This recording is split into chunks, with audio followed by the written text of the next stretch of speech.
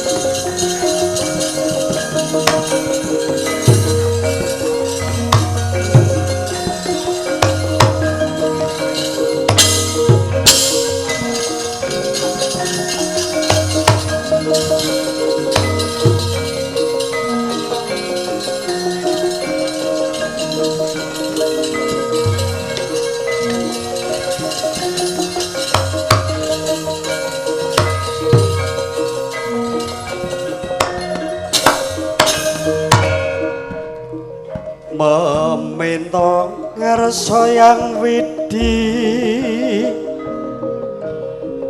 heng setya mureh raharja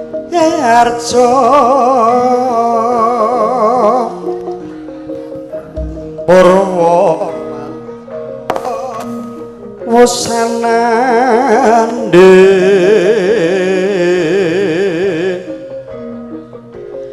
paglaran wis binuka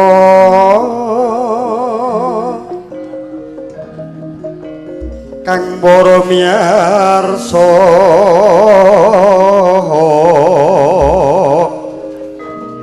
genya sadaya hangrangmu wedharing kang ringgit purwa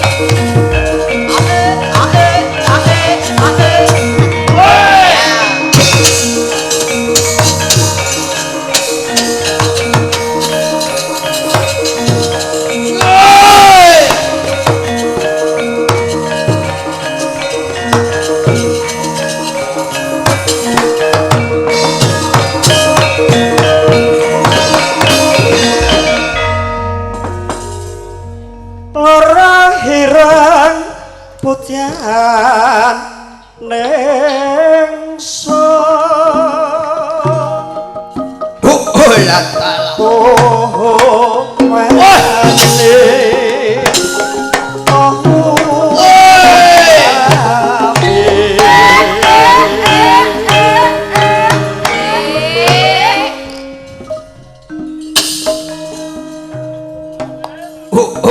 dalah. Mangan ora krasa enak.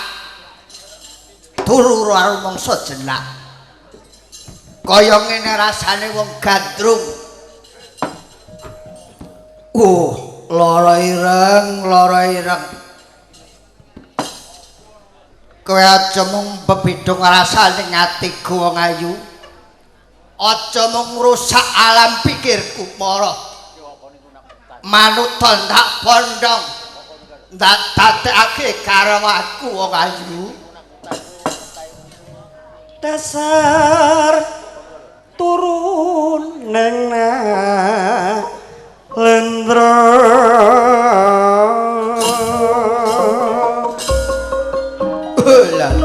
karso ingsun jatuh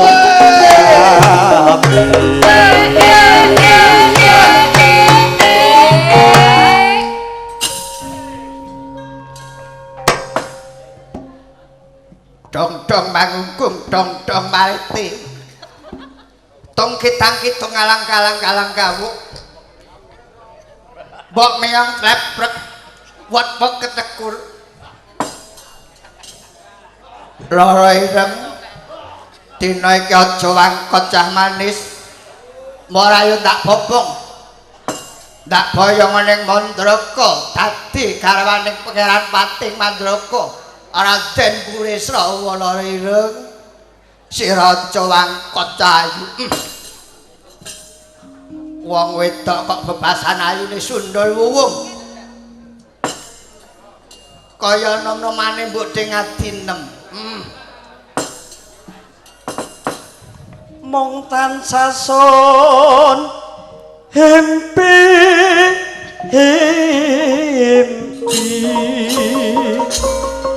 sinuro kar soya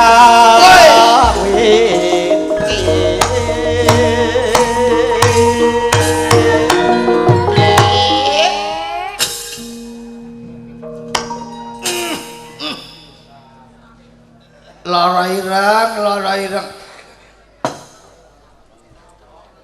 wong dek jan ayune pol bebasan jagat ora timbang karo ayumu lara ireng yen kowe duwe penjalukan marah matur apa sing tok jaluk pengen Mas Bicis Raja Praneten Palean tak laksanane aku anak ratu sugih aku Pangeran Pati ingkang calone dadi ratu ing Mandaraka lara ireng mula kowe manuta ya nduk apa kowe pengen panganan sak cokotan regane sak yuta tak tukoke ndidite mureh bisa kasem batan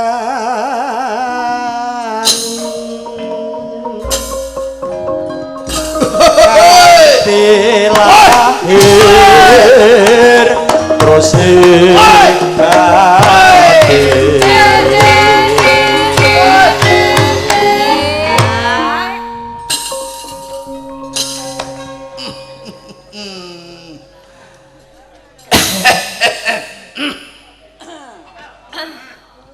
piye nggone rasane atiku iki kaya ngene bingungku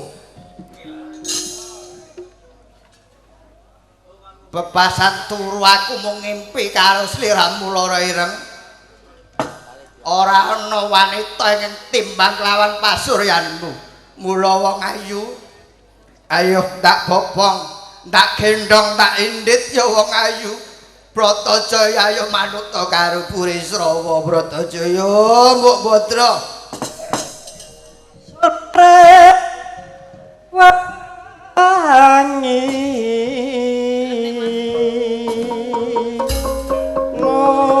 ayo PK katon manukmu ya.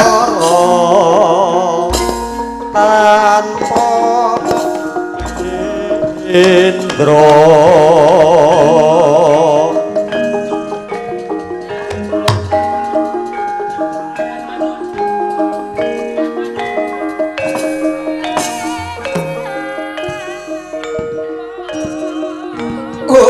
Gusti nyuwun pangapura Gusti. Kapan juta nyawa kula pun purisrawa Gusti. Kaya ngene rasane wong gandrung. Kaya ngene rasane wong kayuyun.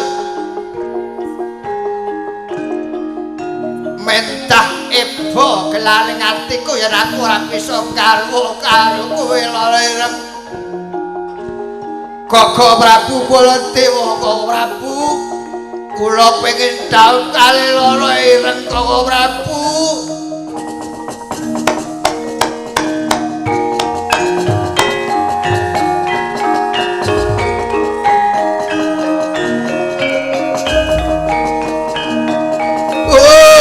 Dalah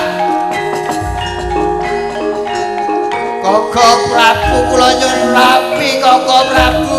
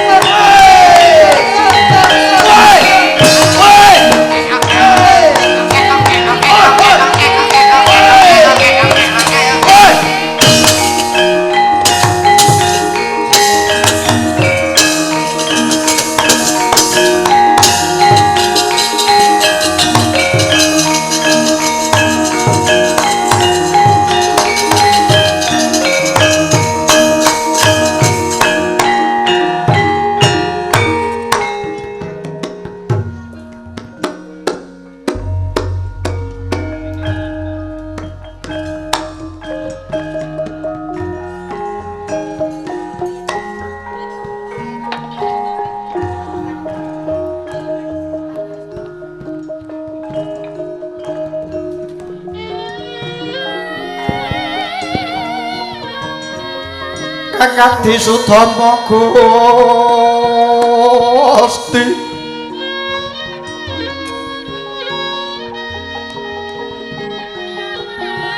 sasongko kasungen surya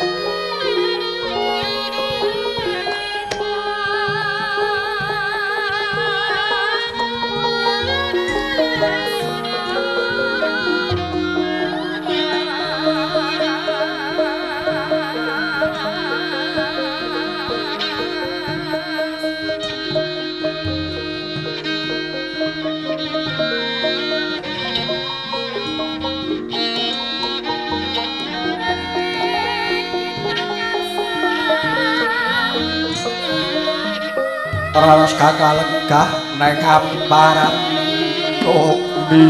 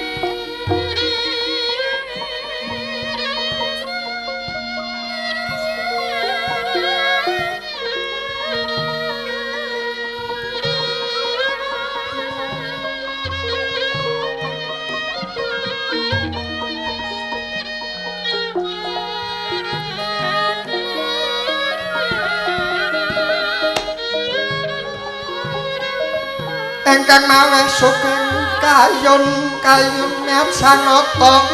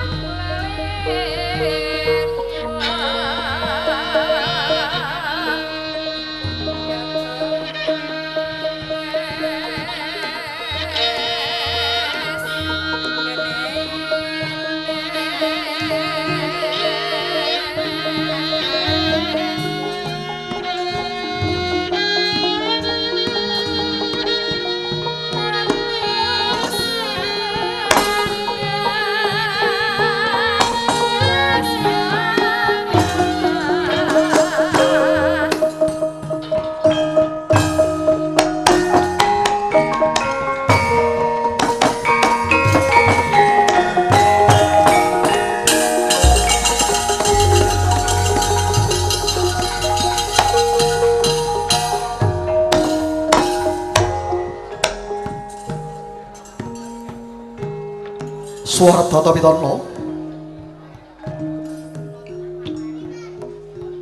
mamargi luhur ingkang budaya inggih menika winastan pagelaran inggih Purwa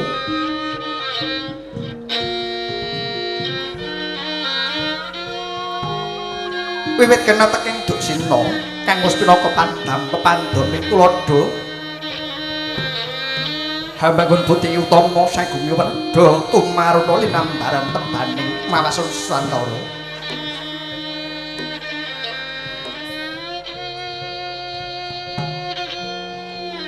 mila senepat ringgit dukunane sinanggiting serat kang gurit ingkang reagiting sastra lungit dayane maweh tucal komplit dadi palupi kawulageng mewah alit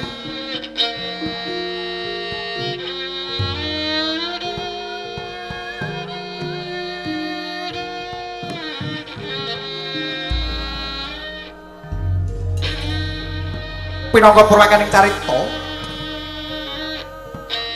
punika tawananira ingkang jumejer wonten ing Pedukuhan Karangkadempel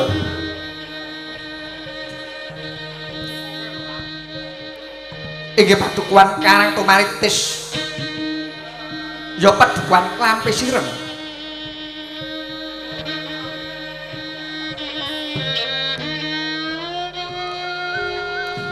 mila Pedukuhan Karangkadempel kinarya babagan carita katingal bumi kencana dumadi saking bebanjenganing nusa-nusa ingkang pinasa ing arga miwah kinepung samudra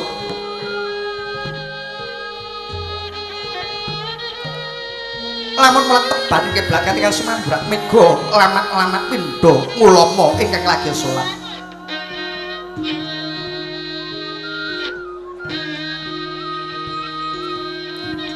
Uleting Panyandra tuhu Pedukuhan Karangkadempel Pedukuhan ingkang gemah repah loh jinawi tata ngalpa miwah Araharja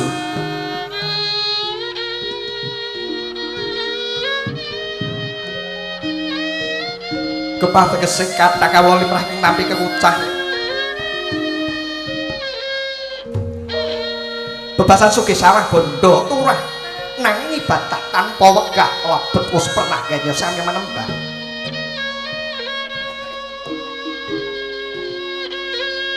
dene pasablari lumampah tanpa godhang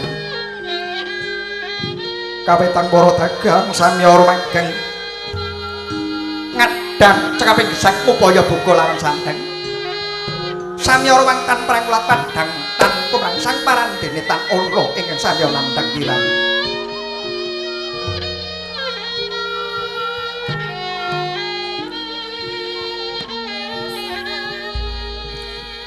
Lojirawi mengwerti bumi pramesti.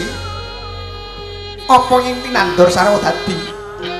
Mila datan vokal kathah pepasrene ngasti Karang Kitri Sarwasari tumpang sari ngemoh moi.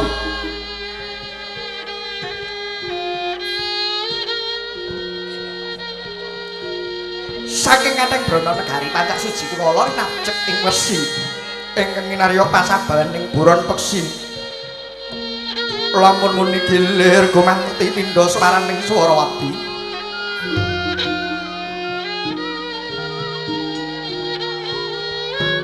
Tata werdine pranatan hukum kelawan ganjar kinarya pawgeran. Panguripan setengah mapan sandang pangus kacekepan. Dono Mas wis datang kekirangan.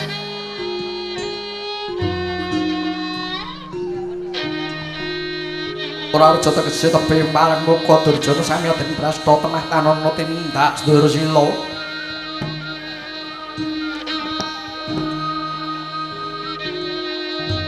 Narapraja wis tadan kuciwah manunggal marang para kawula sayek-sayek Kapraya.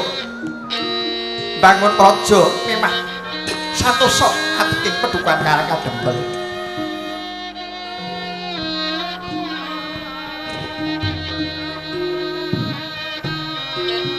Sinten to ingkang pinangka tetuangganing kelurahan Karang Kadempel? Aku di Kota Wanarya ingkang nama Kyai Lurah Semar Badranaya. Ya sang Dudha manang munung sang Buga Sampir. Ya pengen jawantahe Bathara Ismaya.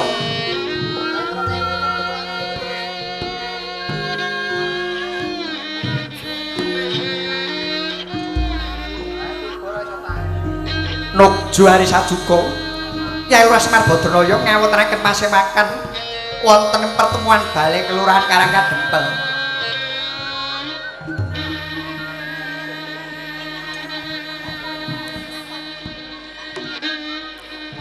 Katingal pesawanipun para prangkat-prangkat dusun kelurahan ing Karang Kadempel wiwit saking Carik, Bayan, Kaur, sedaya datang wonten ingkang kuciwa samya mlempak wonten ing balik kelurahan Karang Kadempel.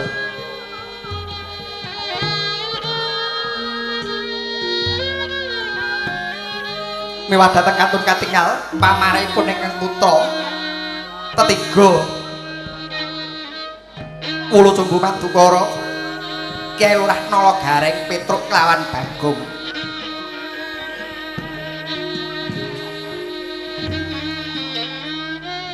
Duk natala semono pedukan Karang Kadempel kacondhoan dening satriya ing Madukara adyan permading sawun sawetawis wekdal tumandhak wonten pedukan Karang Kadempel.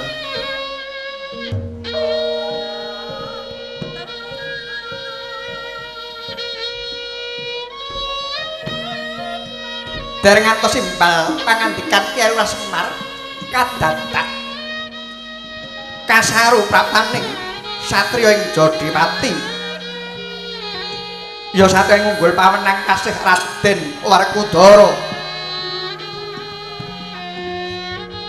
Mangkono gupuh Kyai Lurah Semar Badranaya kenira ngacarani dateng prataning ing Kendara ing Jodipati.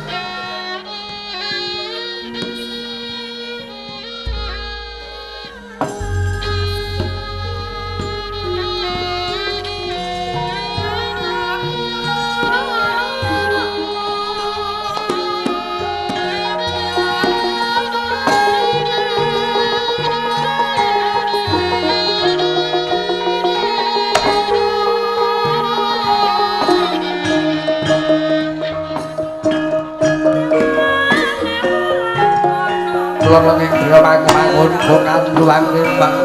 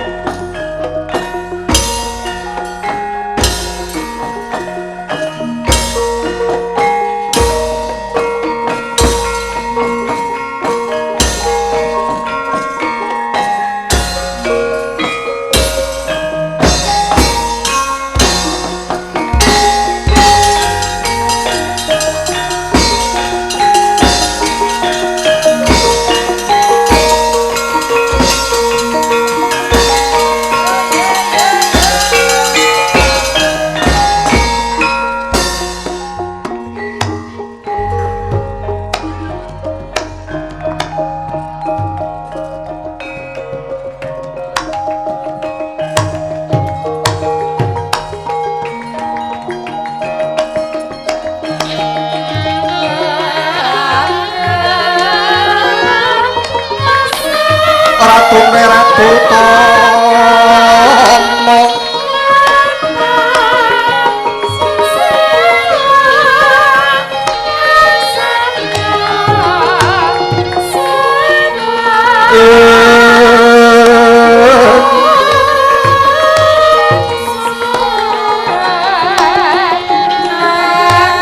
Pate nuwing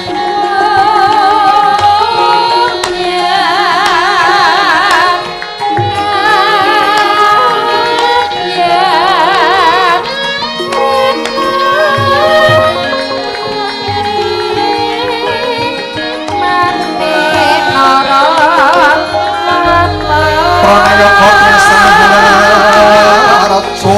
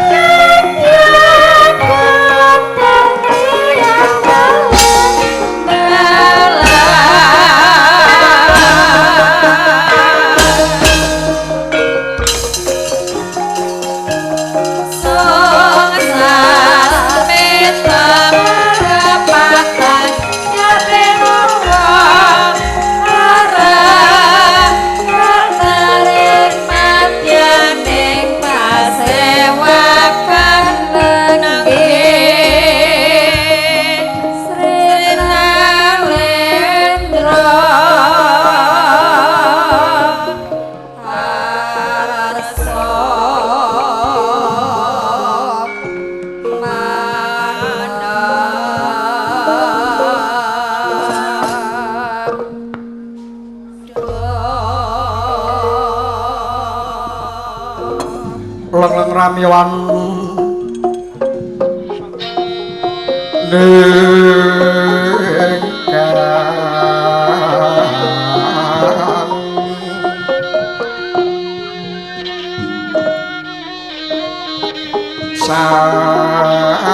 sasangka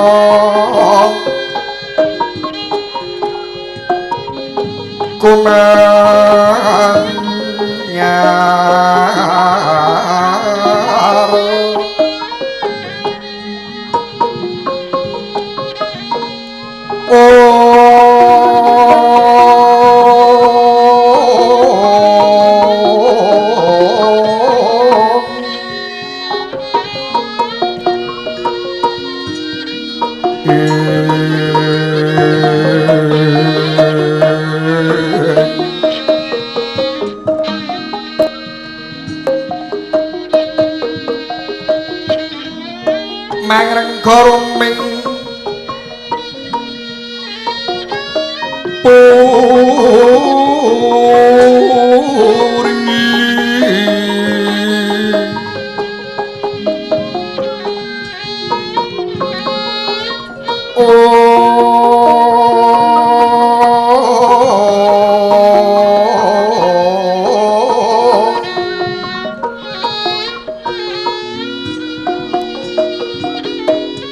halap nekang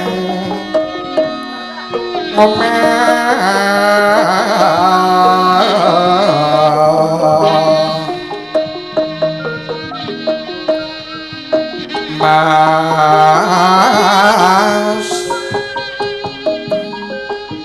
ler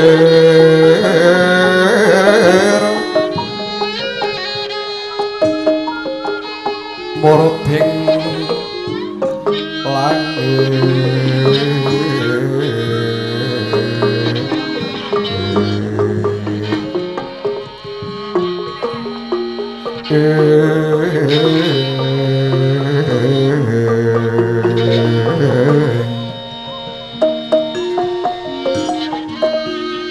Tegang sarwa mande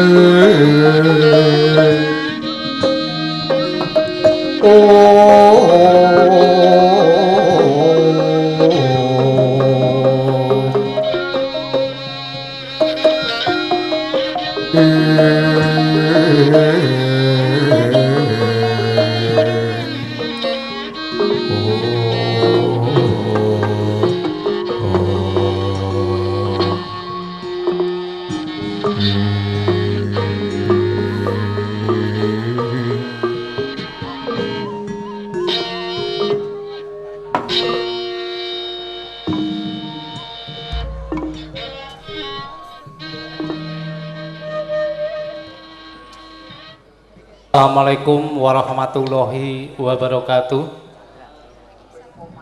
Alhamdulillah, alhamdulillahirabbil alamin. Asyhadu alla ilaha illallah wa asyhadu anna Muhammadan abduhu wa rasuluh. Amma ba'du. Panjenenganipun sesepuh pini sepuh aji sepuh ingkang satuhu kawula bekteni. Panjenenganipun para tamu kakung Swana Putri ingkang kula hormati ugi. Panjenenganipun rombongan pengrawit jangkep ingkang kula hormati ugi. Boten kata lumpen kadang perdo tumaruna wonten ing laladan Jimbarkilen niki ingkang sanget-sanget kawula banggaaken. Nuwun kaluwun saderengipun kawula matur kalungan punten mbok bilih kawula cumantaka ngadeg wonten ngajeng tika sami. Boten ateges kawula ngirangi tata trapsila hananging kawula sinaraya sekalih panjenenganipun Bapak Darna Putra kula wangsa kenging mratitisaken menggah tata upacara bahagian prasajan ngunduh manten wonten ing latri kalenggahan menika. Namung saderengipun kawula nglajengaken atur nuwun sumangga kawula dherekaken tansah ngaturaken puja telasan puji syukur wonten ngarsa dalem Allah Subhanahu wa taala. Awit wonten ing dalu menika kula panjenengan sami tasih pinaringan kesehatan, kasarasan, kasabagian sehingga kula panjenengan sami tasih saged makempal manunggal silaturahim wonten dalemipun Bapak Darna Putra kula wangsa kanthi sehat mboten wonten alang setunggal punapa-punapa. Dumateng para bapak, para ibu, para tamu kakung Swana Putri ingkang kula hormati, gegandhengan wekdal sampun dungkap dalu awit wonten ing papanggen dalu menika enggal kawiwitan. Dene hadicara ingkang sepindhah inggih menika pambuka. Dene hadicara ingkang kalih atur pambagya harja ing samangke kaseliran panjenenganipun Bapak Sirata minangka songsong agung wonten ing laladan Desa Angguwarja. Ingkang salajeng ing samangke jengkaripun panjenenganipun Bapak Sirata jinajaran panjenenganipun Bapak Darna saha panjenenganipun Bapak Sujud. Dene hadicara ingkang angka 3 inggih menika hiburan. Dene hadicara ingkang angka pungkasan inggih menika panutup.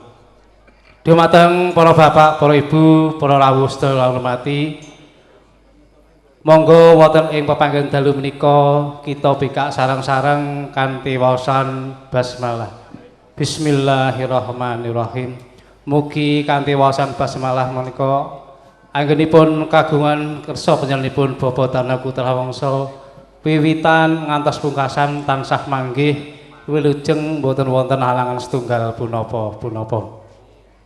Dene acara ingkang salajengipun inggih punika atur pambagya harja.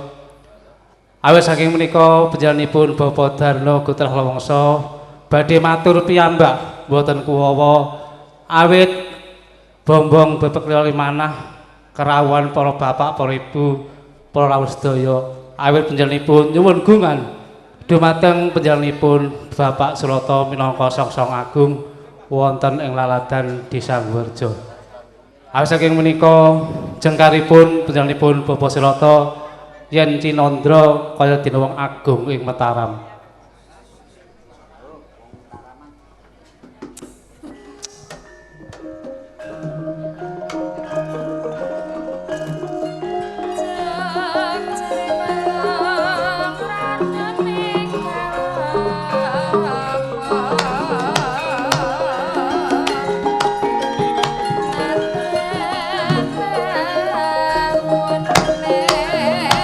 Yes,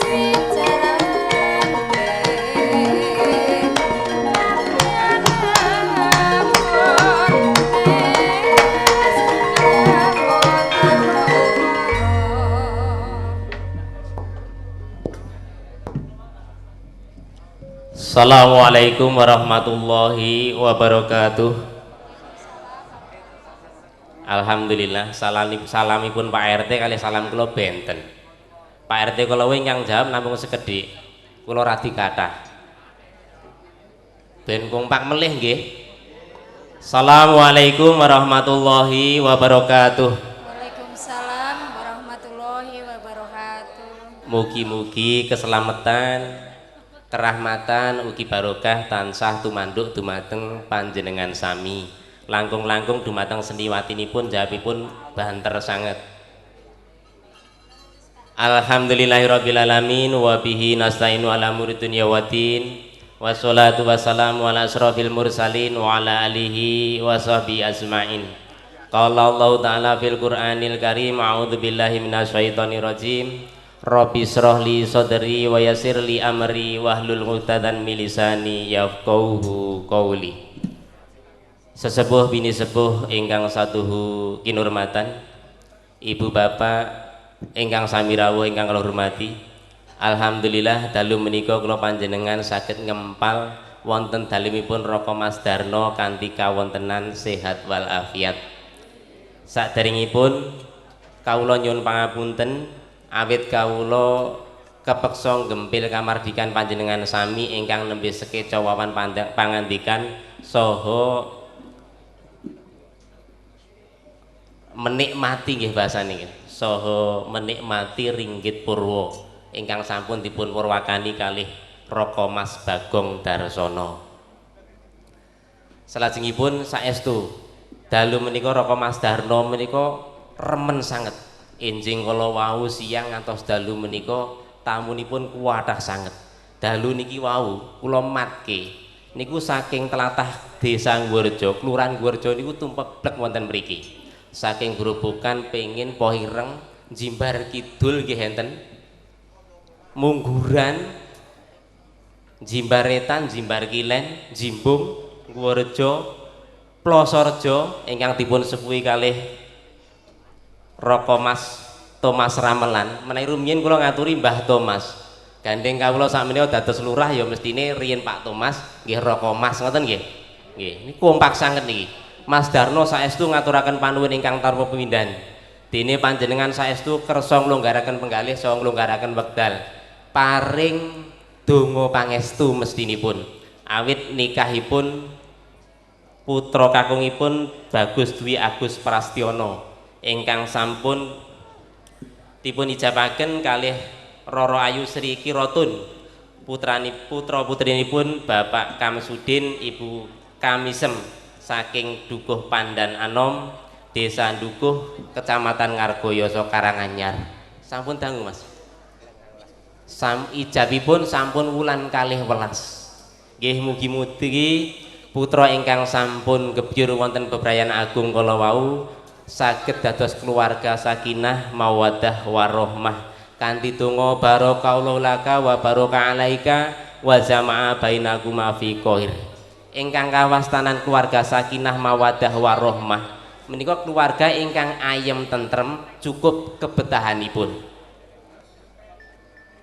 Salajengipun Raka Mas Sudarno kalian garwa ngaturaken panuwun ingkang tanpa pindhan ugi mbok menawi dalu menika ugi panjenengan dipun suwun nenggani pahargyan prasajan menika ngantos purna, ngantos rampung. Ning naminipun ringgit wacucal mbok menawi ngantos rampung menika nggih. Mugi-mugi saged. Ngeten nggih Mas Darno nggih. Nggih, salajengipun Raka Mas Darno nyuwun pangapunten ingkang ageng. Mbok menawi anggenipun paring aruh, paring lungguh saha paring suguh kirang nuju prana. Jatosipun anggenipun gelar pahargyan prasajan menika sampun dipun racik dangu. Ananging Raka Mas Darno dalu menika nggih sampun paring pahargyan ingkang sak sae-saenipun. Salajengipun dumateng ibu bapak ingkang sami rawuh ingkang kula hormati, Raka Mas Darno ngaturi panjenengan lenggah kanthi sekeca. Monggo unjukan saudharan ingkang sampun sumadya, unjukan saudharan monggo dipun unjuk saha dipun rahapi sak wontenipun. Salajengipun dalu menika Raka Mas Darno nggelar ringgit purwa kanthi dalange sih nom mboten diundang ki nggih. Nggih. Raka Mas Dalang wonten mawon nggih sih nom Raka Mas Dalang Bagong Darsono menika wonten rencangipun ugi Raka Mas Dalang Simon ora ini malah engko dindum bayare Mas dalange loro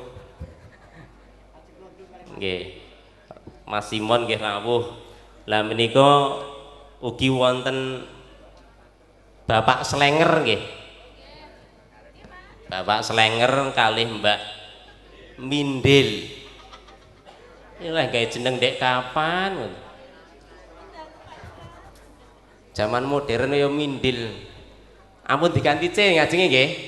Mungkin ganti C rak dadi Cindil. Niki seniwatinipun kula ngertos niku wau. Mbak Ambar kalih Mbak Lastri. Ora ngerti saiki. Namun ngerti lho kula lho. Sing niki mboten ngertos kula. Ndek awan mboten enten kok. Nggih, mangke diguyu Mas nekat kula. Apa wani? Sing baku dalu menika Raka Mas Darno saestu menika paring pasugatan ringgit purwa. Nggih digayengke mengke mbok menawi kula panjenengan nggih keplok-keplok nalika kula panjenengan alit nonton wayang ya keplok-keplok mengke gitu keplok-keplok mboten napa-napa. Nggih ingkang baken dalu menika ingkang baken Raka Mas Darno nyuwun donga panjenengan putra ingkang sampun dipun ijab kabulaken saestu mangke dados keluarga sakinah mawaddah warahmah. Salajengipun kawula nyuwun pangapunten ingkang ageng mbok menawi anggen kula matur kirang nuju prana. Awit kawontenan kados ngeten menika menawi nganggo basa sing basa baku niku malah kaku. Nggih ngeten iki mawon. Jatosipun kula minangka ingkang disepuhaken wonten Guwarjo, bar tanggal 9 niku caleg sing dadi karo ora dadi ya mara. Ning bar tanggal 9 niku caleg sing dadi wae ora mara apa meneh sing ora dadi. Maksud kula saderenge mara terus ngeten niku. Bar tanggal 9 ya mara niku mboten enten. Sing dadi ora mara meneh sing ora ngeten nggih nyuwun ampun ageng akhiripun fastabil alat. Assalamualaikum warahmatullahi wabarakatuh. Oh nggih lakone Mas niki dadi dalang dadi lurah anyaran lakone rabine Permadi ning insyaallah Mas Darno kalih putrane sing dinikahke mboten Raben. Ngeten nggih? Matur suwun.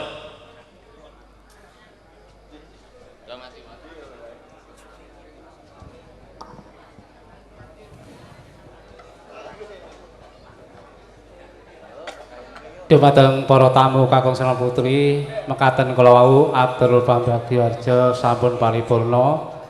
Dumateng para tamu kakung Putri monggo ingkang sampun pikantuk unjukan saudaran kasuwun ngrapi sakeparengipun ngantos paripurna bahagian wonten ing dalu punika.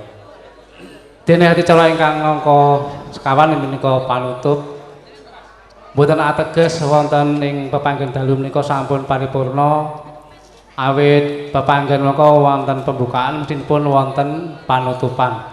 Awit saking nika sumangga wonten ing dalem menika kita tutup kanthi waosan hamdalah sesarengan.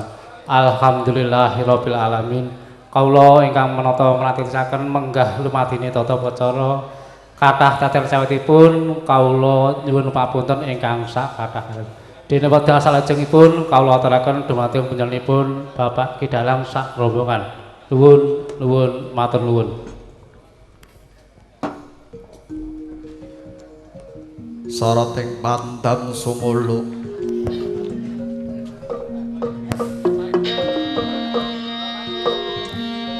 hamadang jroning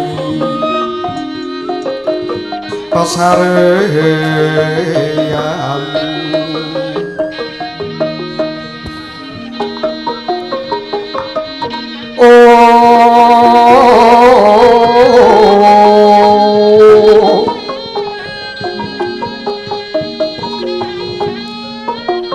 ngenani wadono ora muramu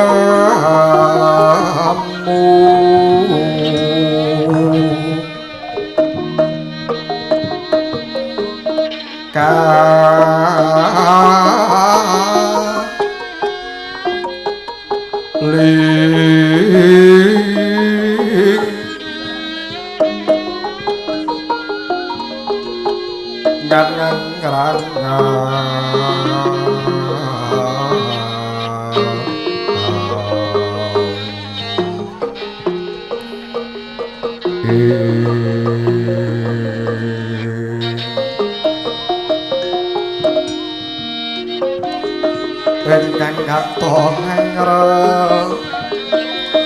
repo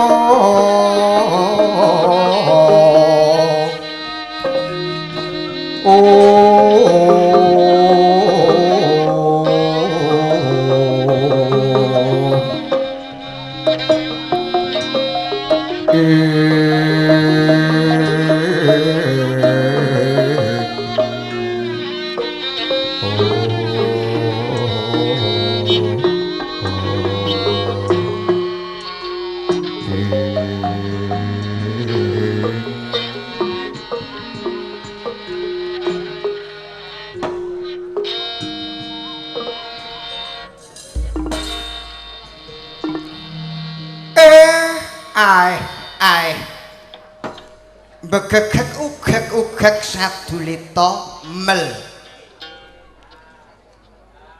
kula nuwun mangke menawi boten siwah ing pandulu kula menika kadidene bendara kula satriya ing Jodipati nggih satriya ing unggul pamenang Ndara Werkudara ingkang kepareng rawuh wonten sudung kula ingkang kadempel mriki Gus kepareng sarawuh paduka ingkang abdi ingkang kadempel pun Semar ngaturaken kasugengan saha kula ngaturaken pangabekti sayagi kunjuk Gus. Wah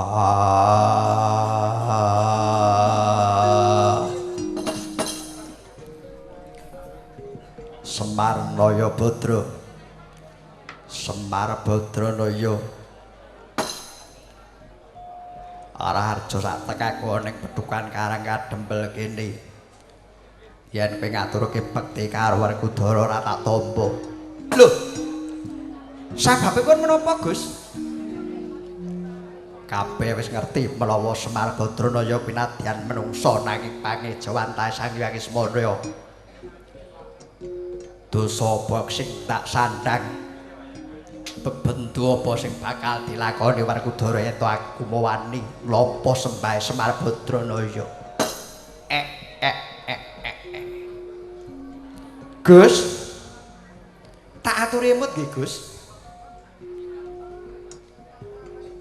dewa niku seneng sing gawe urip dewa niku nggih padha kalih titah mung panggonan kalih cak-cakane sing bentenke antarané menungsa kalih dewa yen dewa niku mapan ten kahiwangan nanging menungsa mapan wonten ngacapada menungsa dhaharipun wong dami kinukus nanging mawi dewa dhaharipun pelem pertangga jiwa kalih jambu depa nirmala niku sing bedake antaraning dewa kalih menungsa lumrah Gus sembah kula kalih sampeyan niku sembah kula jejere dadi abdi dadi lurah ing kelurahan Karang Kadempel mriki dateng bendara kula pinangka Setana Praja ing negari Ngamarta Gus mila nggih Gus kula aturi nampi sembahipun lurah Semar menika Gus yo yen to kaya ngono tak tampa ora liwat basaku katuru marang Kyai Lurah Semar nggih kula tampi dawah sami-sami Gus kula nun mengke to Kang Mas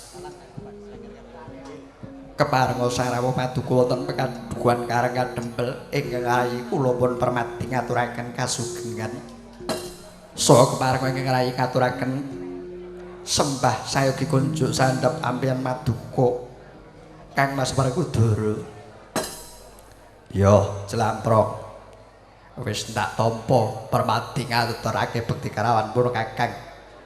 Ora liwat pangestu kuwae tampanana Permadi. Kula inggih sangketing pamundi kula ndadosaken jimat paripih mewuhana rah daging dumateng ing ngrayipun Permadi. Kang Mas mugi kaprayogakaken anggen paduka pinarak lenggan.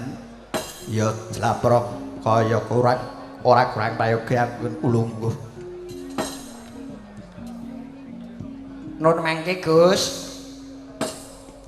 Ndara kula Werkudara. Sarawandika sami wilujeng Gus. Ya kareng. Aku slamet. Sembah kula katur Gus. Ya tak tampa pangestu kuwae tampanana gareng. Nggih.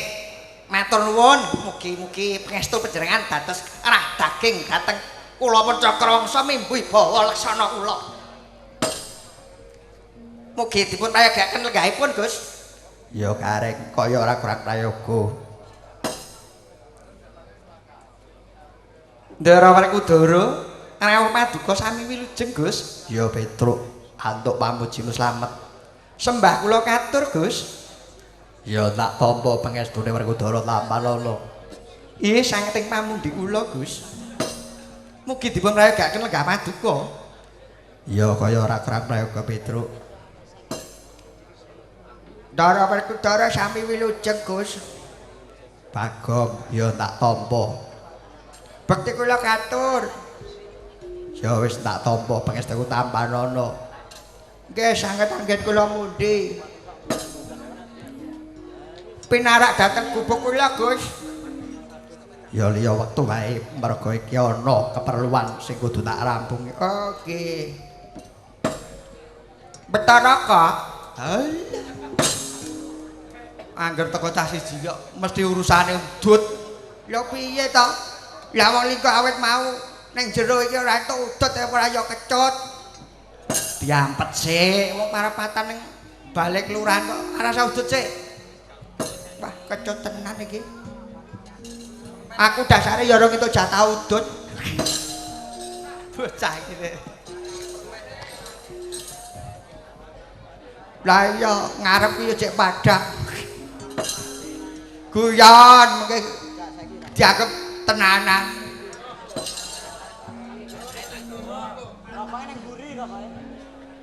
Nuwun mangke Gus. Sasampunipun tansah punang riwe. Sumeleh raos paduka. Monggo Gus kula aturi medhar menggah menapa wigatosipun. Menapa darunanipun dene paduka Raden Werkudara kepareng wonten ing sudung kula ingkang kadempel mriki, Gus. Semar Badranaya. Tekaku ning Karang Kadempel iki sumusul marang adhiku lanang Permadi ing sawetara wektu cemandha ning Karang Kadempel kene. Oh, ngaten. Iya. Inggih. Panci sampun sawetawis wekdal. Ingkang rayi Ndara Permadi cumandhak wonten ing Padukuhan Karang Kadempel meniki. Anut ngendikanipun ingkang rayi nampi dawuh saking Raka Sinuhun Prabu Puntadewa.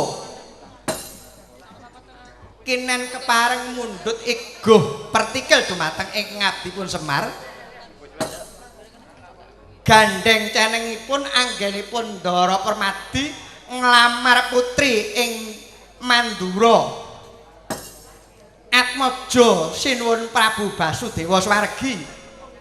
Ingkang kekasih Dyayu Lara Ireng nggih Raden Ayu Bratajaya sakmenika ing cumandhak wonten Ndarawati.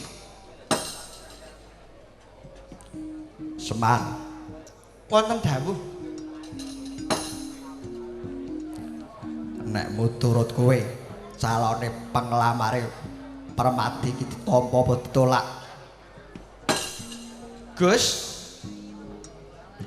Siji pesti loro jodoh telu wahyu papat pangkat lima donya niku purbane Gusti Kang Maha Kawasa. Menungsa mung gumantung nampa nasibe dhewe-dhewe. Perkawis ditampi napa mboten penglamare Raden Permadi kalih Bratajaya niku gumantung panguwasaning Gusti. kowe iki dewa ngerti sadurunge winarah weruh sadurunge itu mati. Nggih. Ning kula niki mboten pengin medharke bab sing dereng badhe kelampar. Semar, pripun? Yen to calone Bratajaya ora diulungake kelawan wong Darawati kelawan Mandura dicabarake wae nggone dhawuh Permati karo Bratajaya.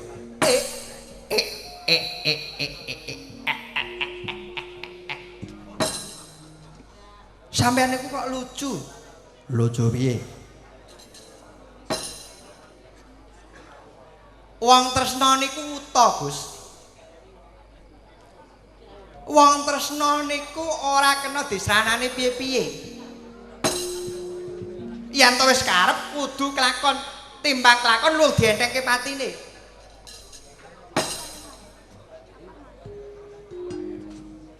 Dadi wong niku aja gampang mutung dening kahanan.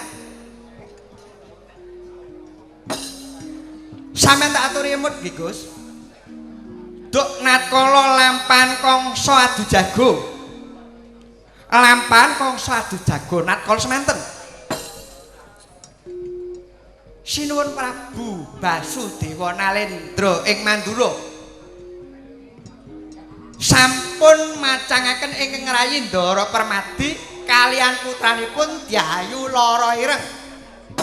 Awit saking labetipun Ndara Permadi nderek udu nyirnakaken Kamsa Dewa. Monggo Gus.